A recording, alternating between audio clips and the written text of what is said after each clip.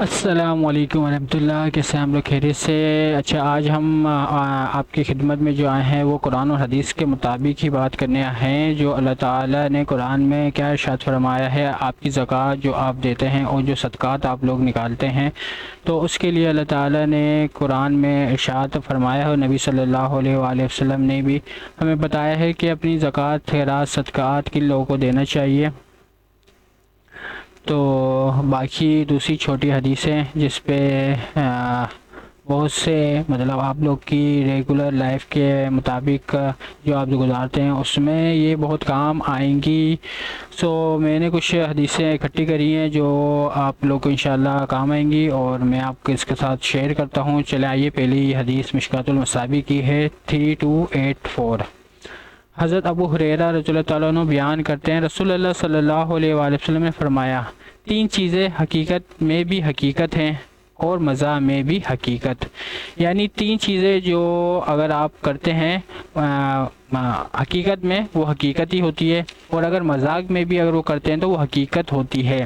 تو پہلا تو اس میں نکاح ہے کہ اگر آپ نکاح کرتے ہیں حقیقت میں، یعنی سیریسلی نکاح کرتے ہیں تو وہ نکاح ہو جائے گا۔ اگر آپ مذاق میں بھی نکاح کریں گے تو وہ نکاح ہو جاتا ہے۔ تیسرا طلاق، اگر طلاق آپ حقیقت میں یعنی سیریس ہو کر طلاق دیں گے تو آپ کی طلاق ہو جائے گی، اور اگر مذاق میں بھی آپ نے طلاق کہہ دیا تو آپ کی طلاق واقع ہو جائے گی۔ اور رجوع، یعنی جب میاں بیوی جھگڑا ہو جائے تو اگر وہ رجوع کرنا چاہیں تو وہ رجوع اگر مذاق میں بھی کریں گے تو وہ رجوع ہو جائے گا، اور اگر حقیقت میں رجوع کریں گے تو وہ رجوع ہو جائے گا۔ تو یہ تین چیزیں ہیں، اگر وہ حقیقت میں بھی کریں گے تو واقع حقیقت ہو جائے گی، یعنی ثابت ہو جائے گی، قائم ہو جائے گی۔ دوسرا، اگر وہ مذاق میں بھی یہ چیز تین کریں گے تو وہ حقیقت یعنی قائم ہو جاتی ہیں۔ تو یہ ابو داؤد میں حدیث ہے، اور امام ترمذی نے فرمایا یہ حدیث حسن غریب ہے، یعنی یہ حسن ہے مگر غریب ہے۔ دوسرا مشکوٰۃ المصابیح کی حدیث ہے 1059۔ اس میں حضرت ابو عمر رضی اللہ تعالیٰ عنہ نے بیان فرمایا، یعنی عمر بن خطاب رضی اللہ تعالیٰ عنہ بیان فرماتے ہیں، نبی صلی اللہ علیہ وآلہ وسلم نے فرمایا، جب تم میں سے کسی شخص کی اہلیہ مسجد جانے کی اجازت طلب کرے تو وہ اسے منع نہ کرے۔ اس پہ تو سب متفق ہیں کہ جب آپ کی کوئی بیوی اجازت طلب کرے نماز کے جانے کے لیے، خاتون، تو اس کو نماز کے لیے منع نہ کیا جائے مسجد جانے سے۔ افسوس کی بات ہے، یہ آپ کو پاکستان انڈیا میں مسجدیں نہیں ملتی ان لوگ کے لیے، افسوس کی بات ہے۔ اور پھر جس لیول پہ آپ کی خواتین دین سے دور ہیں تو آپ کے بچے پھر بے دین ہی پیدا ہو رہے ہیں، اور بے دین ہی آپ دیکھتے ہیں کہ کسی کو دین کا علم ہی نہیں، اور انہی کا فائدہ اٹھا کے یہ مولوی صحیح مال بٹور رہے ہیں اور آپ کے ساتھ صحیح کھیلتے ہیں۔ آئیے دوسری حدیث ہم دیکھتے ہیں کیا ہے۔ دوسرا ہے سورہ یونس کی آیت ہے 40، جس میں اللہ تعالیٰ ارشاد فرماتا ہے، ان کو چھوڑ کر تم جن کی بندگی کر رہے ہو وہ اس کے سوا کچھ نہیں ہے کہ بس چند نام ہیں جو تم نے اور تمہارے آباء و اجداد نے رکھ لیے ہیں۔ اللہ نے ان کے لیے کوئی سند نازل نہیں کی، فرما روائی کا اقتدار اللہ کے سوا کسی کے لیے نہیں ہے۔ اس کا حکم ہے کہ خود اس کے سوا تم کسی کی بندگی نہ کرو، یہی ٹھیک سیدھا طریقہ زندگی ہے، مگر اکثر لوگ جانتے نہیں۔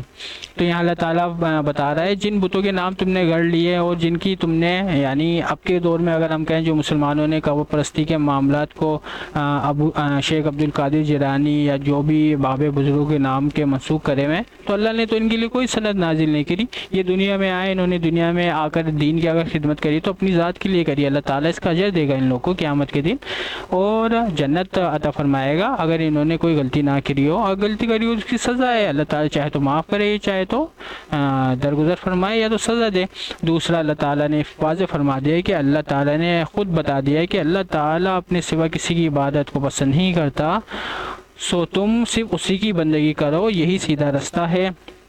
تو یہ واضح ہے۔ باقی لوگ اگر قرآن کو پڑھتے تو آج وہ ان کفر و شرکیات سے دور رہتے اور وہ صرف اللہ تعالیٰ کی ہی عبادت کرتے. دعا بھی اللہ تعالیٰ کی عبادت میں شامل ہے کیونکہ دعا بھی عبادت ہے. آپ کو پتہ ہے حدیث میں ہے دعا عبادت ہے کیونکہ دعا مانگنا اللہ تعالیٰ سے ہی ہے.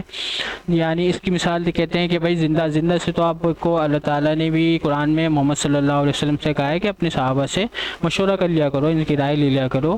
تو انہوں نے مدد کی ہے جو زندہ تھے, نہ کہ یہ کہ ان کے لیے حضرت عیسیٰ علیہ السلام آئے ہوں یا حضرت موسیٰ علیہ السلام ہوں, ابراہیم علیہ السلام ہوں, کوئی نہیں آیا. جو حاضر تھے, جو صحابہ کرام تھے, انہوں نے ہی مدد کی نبی کریم صلی اللہ علیہ وآلہ وسلم کی, اور اللہ تعالیٰ ان کو اجر دے گا اس کا قیامت کے دن. تو آپ لوگ بھی اس معاملے میں احتیاط برتتے ہیں. ملاؤں کی اور یہ جو بزرگ بابے ہیں جو دیوبند بریلوی ہیں, ان لوگ سے اگر بچ کے رہیں گے تو انشاءاللہ آپ قرآن و حدیث کی طرف آئیں گے, پڑھیں گے تو آپ کے ایمان میں اضافہ ہوگا, آپ توحید پہ کامیاب ہوئیں گے. انشاءاللہ آپ کا بھی شمار انہی لوگوں میں ہوگا جو رسول اللہ صلی اللہ علیہ وآلہ وسلم کے دور میں ابو بکر, عثمان, علی رضی اللہ تعالیٰ عنہ تھے. اور یہ لوگ بھی صرف دو چیزوں کی اطاعت کرتے تھے, یعنی اللہ کے رسول کی عز و جل و صلی اللہ علیہ وآلہ وسلم. آپ کو پتہ ہے نہ یہ کوئی دیوبند تھے, نہ یہ بریلوی تھے, نہ یہ اہل حدیث تھے, نہ یہ شیعہ تھے, یہ مسلمان تھے. تو آپ لوگ بھی مسلمان بنے, انشاءاللہ آپ لوگ بھی کامیاب ہوئیں. قرآن میں اللہ تعالیٰ نے آپ لوگ کا نام مسلمان ہی رکھا ہے. تو آئیے دوسری حدیث ہم پڑھتے ہیں. یہ مشکات المصابیح حدیث نمبر 5469. حضرت عمران بن حسین رضی اللہ تعالیٰ عنہ بیان کرتے ہیں, میں نے رسول اللہ صلی اللہ علیہ وآلہ وسلم کو فرماتے ہوئے سنا, آدم علیہ السلام کی تخلیق اور قیامت کے درمیان, یعنی جب قیامت قائم ہوگی اس کے درمیان دجال سے بڑھ کر فتنہ کوئی نہیں. یعنی سب سے بڑا دجال کا فتنہ اس دنیا میں جب آدم علیہ السلام پیدا ہوئے تھے اور جب قیامت قائم ہوگی, ان کے درمیان جو فتنہ برپا ہوگا وہ سب سے بڑا فتنہ دجال کا فتنہ ہوگا. یہ مسلم کی حدیث ہے. تو سب سے بڑا فتنہ جو دجال کا ہے اس پہ حدیث آپ کو پتہ ہی ہے. دجالی فتنے میں کیسالی ہوگی, بہت کچھ ہوگا, مگر جو مسلمان ہوگا وہی بچے گا.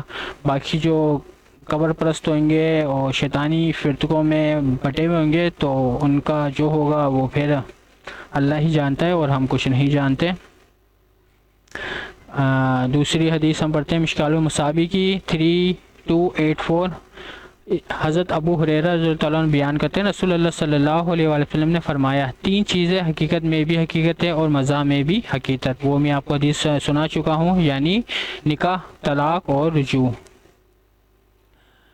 پھر اللہ تعالیٰ کے حوالے سے ہے, یعنی کلمے کی. یہ مشکات المصابیح حدیث نمبر 5574.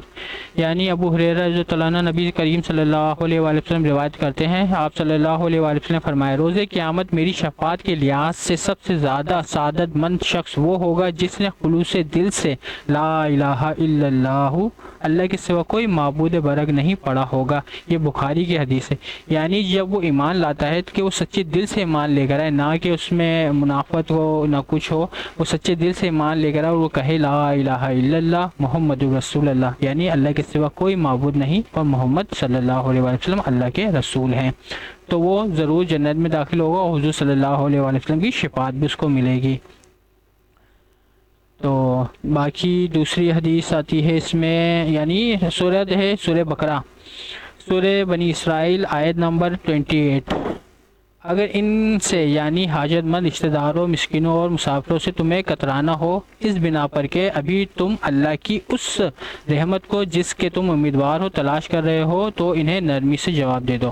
یعنی سورہ بنی اسرائیل میں اللہ تعالیٰ فرما رہا ہے کہ اگر تمہارے پاس وہ نعمتیں نہ ہوں, یعنی مال دولت اللہ تعالیٰ نے ابھی تک تمہیں نہیں نوازا ہو, تو ان کو یعنی ان لوگوں کو حاجت مند, یعنی یہ ہیں رشتہ دار, مسکین اور مسافر اور جو ضرورت مند ہو یعنی حاجت مند ہو, تو ان کو منع کرنا ہو تو ان کو طریقہ بتایا جا رہا ہے, نرم دلی سے ان کو جواب دے دو کہ مطلب میرے پاس ابھی موجود نہیں ہے یا میں اس کی استطاعت نہیں رکھتا, تو سادہ کرے, نہ کہ ان کو جھڑکو نہ برا کہو.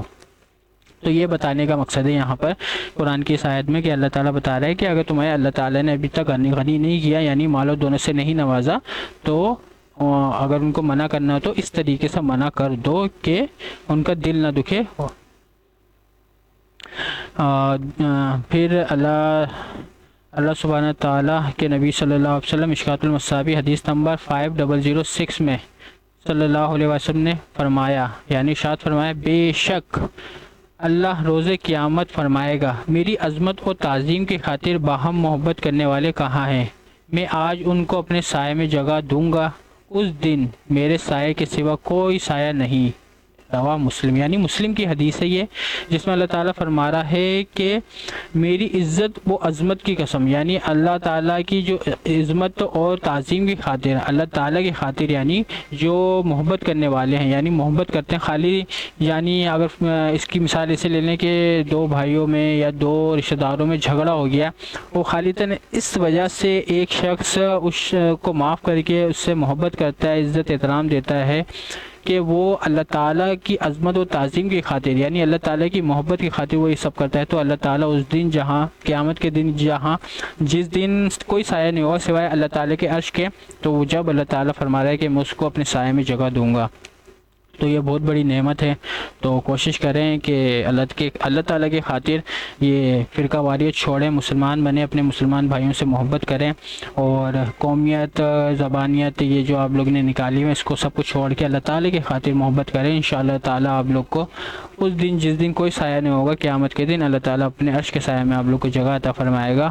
تو دعا کرتا ہوں اللہ تعالیٰ ہم سب کو قرآن و سنت کے مطابق زندگی بسر کرنے کی توفیق فرمائے، اور ہم سب کے دلوں سے یہ نفرت کے قطرتے، یہ قومیت، یہ فرقہ واریت زبان کے اوپر، یہ باقی مسلک فرقے، ان سب سے اللہ تعالیٰ ہم سب کو نجات دے، اور اللہ تعالیٰ ہم سب کو مسلمان بنائے، اور ایک دوسرے کی محبت کرنے کی توفیق عطا فرمائے۔ اللہ تعالیٰ کی خاطر ہم لوگ محبت کریں تو اللہ تعالیٰ انشاءاللہ ہم سب کو اپنی نعمتوں سے نوازے گا۔ السلام علیکم ورحمۃ اللہ، اللہ حافظ۔